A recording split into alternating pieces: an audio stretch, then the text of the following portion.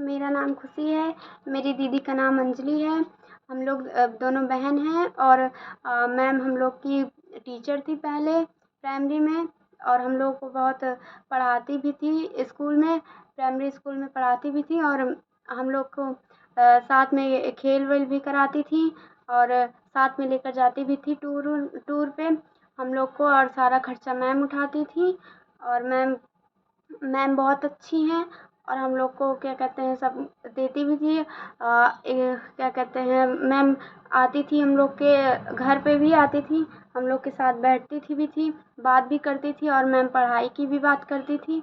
इसीलिए फिर हम लोग फिर उस समय इसमें प्राइमरी में से निकल गए थे, तो इसलिए मैम फिर कोरोना आ गया था, तो हम लोग की पढ़ाई नहीं हो पा रही थी, तो मैम आई मोहल्ले में मेरी, तो मास्क और सैनिटाइज़र सब दे रही थी मोहल्ले में। तो फिर हम लोग मिले, तो मैम ने कहा कि आपकी लड़की पढ़ती नहीं है, तो मम्मी ने कहा नहीं, मम्मी ने कही कि अभी आर्थिक स्थिति सही नहीं है हम लोगों की, तो इसलिए नहीं पढ़ा रहे हैं मैम।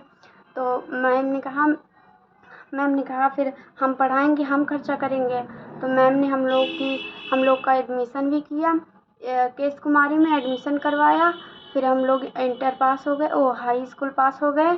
फिर हम लोग को हम लोग अब अभी 11th में भी एडमिशन करवाएंगी, और आगे चल के भी मैम कह रही हैं कि खर्चा हम दोनों लोग का उठाएंगे। बिल्कुल उठाएंगे बेटा, और हम तो यही कहेंगे तुम लोगों को कि पढ़ लिख के तुम लोग पढ़ने की राह में कभी पैसा या खर्च आड़े ना आए, हम तुम्हारे साथ हैं।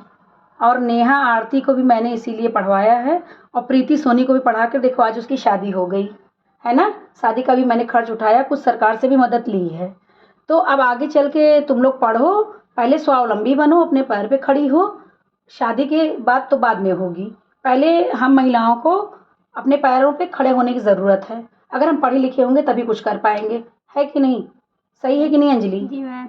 और तुम तो इतना अच्छा एकांकी वगैरह में प्रतिभाग करती थी, इतना बढ़िया तुमने रोल प्ले किया था।